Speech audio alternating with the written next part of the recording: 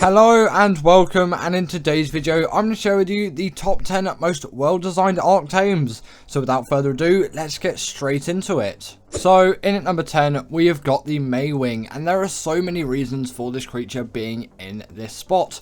Firstly, its model design is so well crafted and very intricate, kind of leading off of a sort of platypus design. It's something new and something innovative that we hadn't really seen before in the Ark game. And also on top of that, this is, in my opinion, the fastest glider out there. It can just gather up so much speed, and it does have a rather short learning curve compared to some other gliders which you might find in the game, which is why this, in my opinion, is even better designed than things like the rock drake and the I'm trying to think of more gliding creatures now, and it's falling behind me. Either way, creatures like the rock drake kind of fall behind in terms of gliding ability compared to creatures like the Mwing. And also this thing does act as a portable feeding trough too, and you can even steal enemy baby creatures if you want in the saddle. You can carry 4 baby creatures in it, which is pretty OP if I don't say so myself.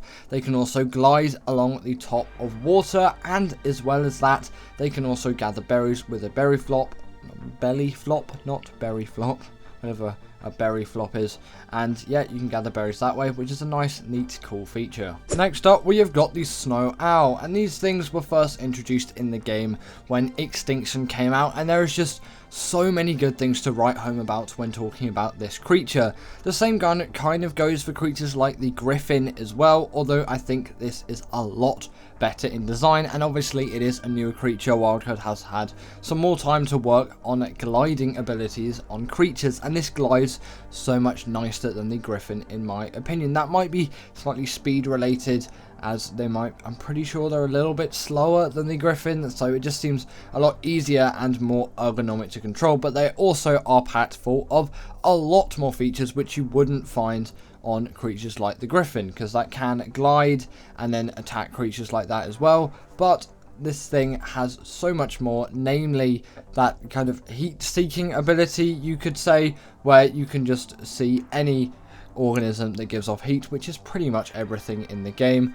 And it kind of also acts as a sort of night vision camera as well, because you can kind of see everything really clearly too, so useful in some dark scenarios if you don't already just use gamma commands, and also just for finding any given creatures or players in a PvP scenario. You also want to crank up that stamina, as they can heal creatures as well, and they will heal any type of creature, that being enemy creatures, your tamed ones, or just wild creatures, which can come in good handy if you're out in the wild and you've just put loads of tranks into a creature and you can see it's almost dead. You can quickly heal it up. It's going to freeze it, so you don't have to worry about it attacking you, and then you can just keep tranking it and its torpor won't go down so much, and also you don't have to wait for absolutely ages for that thing to heal up. The uses are pretty much endless, and you can also obviously just use this thing for healing up your own creatures in any given battle scenario, especially on Extinction, although maybe you wouldn't be doing that during the Titan boss fights. It seems like a bit of a tight squeeze to get all of that done. Next up, we've got the Gasbags, and I'm putting this thing higher than the snow owl because I think it really innovated in terms of Ark and its abilities and what it kind of stands for as a creature. It was a new method of travel. It wasn't a flyer or glider, because the snow owl kind of just made better on what was already there before, whereas no creature like this thing ever existed before, and pretty much nothing has really been like it since. I can't actually think of too much whatsoever, and you could say the Managama was quite a big innovator as well, so I'll give it just a quick mention here, although it is not on the rest of this list. And when talking about this creature and just its travel use, it's really cool how it's all been designed, and I do think this is a very difficult creature to control, and I'm really not particularly great at controlling it, but I'm sure if I really gave it some time I would actually be able to use this thing, and I can see where controlling it will be really easy and convenient. And it's kind of nice that you use oxygen instead of stamina to do it, like in terms of flying around. Obviously it makes sense because it's literally just essentially just a big ball of gas, and then you just pump that out, and then you you fly. But, you know, maybe it's the only time an oxygen mutation is going to be accepted on a flyer. You just do have to be really careful sometimes, because you can lose all of this gas rather quickly, especially if you've got a low level one, and if you take loads of full damage on this thing, because they do take full damage, which is the only real downside, then yeah, you know, you're not really going to have a particularly great time. So that is definitely something to be careful of, but it shouldn't be too much an issue as long as you're careful and you dismount just before you hit the ground. But, you know, there's always the issue of all the other creatures out there just trying to kill you. Next up, we have got the Rhinognatha, and this creature is here because it is just so jam-packed full of abilities, and it's a very new creature. It's ergonomically very sound, although my opinions on this creature aren't very high due to this thing being extremely OP. I feel like it ruins the balance of the game, but I still admit this is a very nicely designed creature with a suite of abilities, which I really do need to talk about, and it flies so smoothly, and also just its versatility is so huge. It really is a well designed creature, and I can tell that Wildcard thought this creature through and developed it properly and implemented it properly into the game. Obviously not my preferred creature, but I still do need to talk about why this is such a great creature. Firstly, looking at that model design, this thing is packed full of detail, and it really does not disappoint in terms of all of the cool features that you'll find all along its body. It is an extremely detailed model which looks very new and updated and very complex, and is quite pleasing to the eye. The taming method, if you didn't know already, is pretty much just been ripped off of the Reaper, except it impregnates a dino instead of you, and you know, that's, you need these resources now instead of actually just using XP. Preferred getting XP because some of those resources are annoying, but you really don't need 100% effectiveness with a creature like this, and taming it is actually relatively straightforward if you just give it a think through. They also deal tons of damage once tamed, and they can pick up creatures like Rexes, Paraceratheriums, and like, honestly, really huge creatures. Obviously no Gigas or Carcharodontosaurus or creatures like that, that would be a little bit too far, and obviously they do kind of shoot sort of like a laser projectile thing, but I think it's with like honey, something like that, and that is also just going to deal tons of damage, and I'm pretty sure it slows down creatures as well, or I might be thinking slightly wrong on that front. Either way, insanely useful for PvP use, as you can decimate bases with it. Also, they just deal tons of damage, they can travel really fast, they can pick up loads of creatures. There's a lot of great versatility uses. You can even gather loads of meta with these things because their weight is astronomical. You can do so much with these things, and a lot of thought was definitely put into the design process. Next up, we have got the Desmodus, and this creature even further improves on the glider design, which you'll find on something like the Snow Owl and the Griffin. Obviously, it is a newer creature again, so Wildcard has yet again improved, and also the animations on this thing are a whole lot better than some of the animations that you'll find on the older suite of creatures, which you'll find in across Ark's maps, I should say. Also, these things can create Sanguine Elixir, and they also are Bloodbag farms, and Sanguine Elixir will do 30% of the tame for you. Like that, click of a button, 30% of the tame done. Really useful for any players out there, and also the Bloodbag farm makes it extremely useful for taming other Desmoduses and also Bloodstalkers if that's your thing as well. They can also grapple onto any kind of wall or vertical surface, and obviously that gliding ability is going to give them tons of speed, and they really are very ergonomically sound, easy to control, and you can get tons and tons of use out of these things. They can also go invisible in the night time as well, but since I was in the Wastelands biome, I couldn't really show that off to you as there is not a night time. In at number 5, we have got the Argentavis, and this really does just go back to the roots of Ark. It is such a simple yet effective tame, and since its release, I think it's seen a TLC and obviously a model update, so that just kind of falls under the TLC anyway. The original model, albeit nostalgic, is definitely a huge downgrade after this one, and the animations have been greatly improved as well. This thing can also pick up an extra creature in its mouth as well, already on top of a huge amount of creatures which it can pick up with its claws, and with paired with an Anki Anki or a Dodic, you can really get tons and tons of use out of this thing for resource gathering, especially metal with an Anki, which especially does pair quite well considering the insane weight reduction on things like metal, crystal and obsidian, which you'll find on the RG. Its saddle also does act as a portable smithy, so if you're out caving or doing anything and any of your metal tools or armor breaks, as long as you have some smelted metal ingots in that inventory of your RG, you can quickly and easily repair your stuff up and you do not have to go all the way back to base. Also, on top of that, they do have a nice little neat regen buff where you kill something and then you eat it.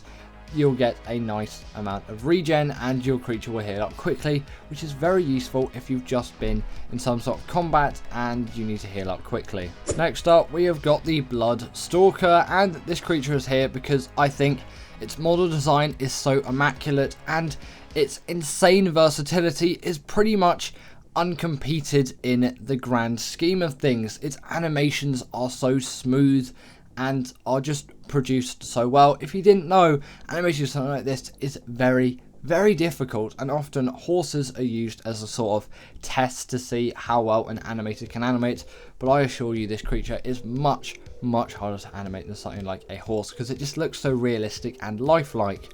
The main thing I do use this creature for is general underwater travel, although in this B-roll I show nothing of it. I should really update it at some point. They can also skim across the top of the water like you saw there, and you can essentially turn yourself into Spider-Man, just slinging webs across the map, and it works very well on Gen 1 obviously because that's its intended map, but it works well on a lot of other maps as well, and you're not limited like gliders are where you need elevation. You just kind of need anything to grapple onto, and obviously some elevation will greatly aid you. You can still definitely get around without all of this elevation and across flatter terrain, especially in the water because you can skim across the top of it and swim in it as well, which definitely does just benefit you generally. And also on top of all of that as well, you can see the aggros of all the creatures as well, which is really useful just for seeing everything around you. And if you have a Desmodus as well, you can tame these things up really quick and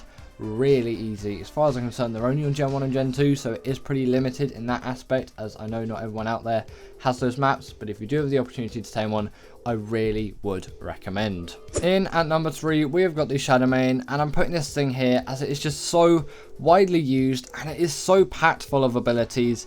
I really have to put it here, and you could kind of say the Thyla deserves to be on this list somewhere. I haven't put it anywhere on the list, but you know, I guess it could maybe fit into this spot, although I'd be inclined to put it a bit further back, maybe in the former half of this top 10 list, so 6th and above, because personally the Shadowman is much better designed. Obviously it is a much newer creature, its mobility is much higher, also it does have some natural armor as well, so even though it does not have a saddle, it still does get some armor, which definitely does aid it, because that is an issue with creatures like wyverns. Also, these things are great swimmers underwater and are capable of huge damage. The bleed ability are actually allowed into bosses, which the Thyla isn't, and in packs they can go invisible, and obviously you get all those pack buffs and things like that, which really does play nicely, and you get the hydration buff too, which only the Spino, this creature, and Crystal Wyverns have as far as I'm concerned. The only real downside is their horrible tame method, but if you get a high level male and female, then you're pretty much set and just breed them and you can have yourself some boss fighting monsters. In at number 2, we have got the Deinonychus, and this creature is here just because it's so well designed and it has a complete slew of features which really do aid it a lot just for general art playing. And the reason why it gets the edge over the Shadowman is personally its tame method. In some ways could be classified as slightly more inventive, although it had definitely been done before and the Shadowman's hadn't. Mainly what I really should say is it's a much easier tame method, and ergonomically I do prefer this creature. Also it can deal bleed damage to bosses, which no other creature can do, so in that way it is perfectly and completely unique. Also, these things are capable of gathering up an immense amount of speed, which, you know, obviously is going to be extremely useful. On top of that as well, they can jump a lot as well, which is going to aid you. They also do take no fall damage whatsoever. They have the pack buff as well, which, you know, very helpful, of course, and they can kind of parkour up walls as well. Maybe not as elegantly as something like the Thylet. It's the only thing I'd really change about this creature, if they could just run up walls essentially like the Thylet and the Rock Drake can. But I think the fact that they have the pack buff, they deal bleed damage to bosses, they don't take full damage, and they still actually can climb up these surfaces, just maybe in a slightly less ergonomic way from the start, but once you get used to it, it is perfectly fine. They really do deserve to be above those creatures on the list. Obviously the Rock Drake's not even on the list, but still, that's why I think the Donus is just a better design creature than the Shadowman.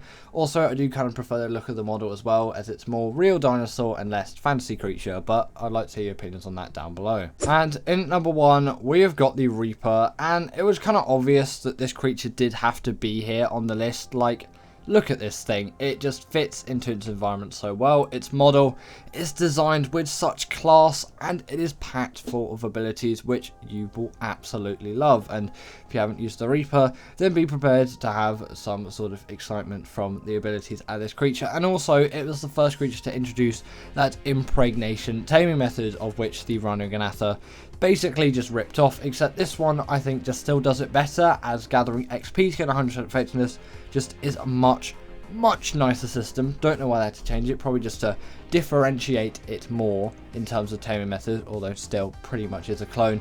So essentially what you do, you drain this thing down to a low enough health where it will glow.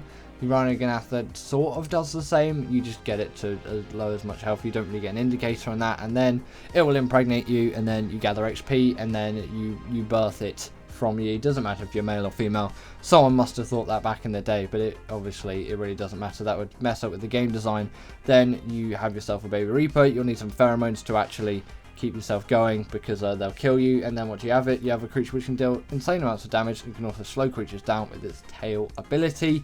It's also can just jump really far. At least I'm pretty sure it could jump. It can do, its mobility is really insane, and it's capable of just so much. But anyway, that is the end of today's video, and I really hope that you enjoyed, as I very much enjoy making it. As always, comment down below what is the most well-designed art creature to you.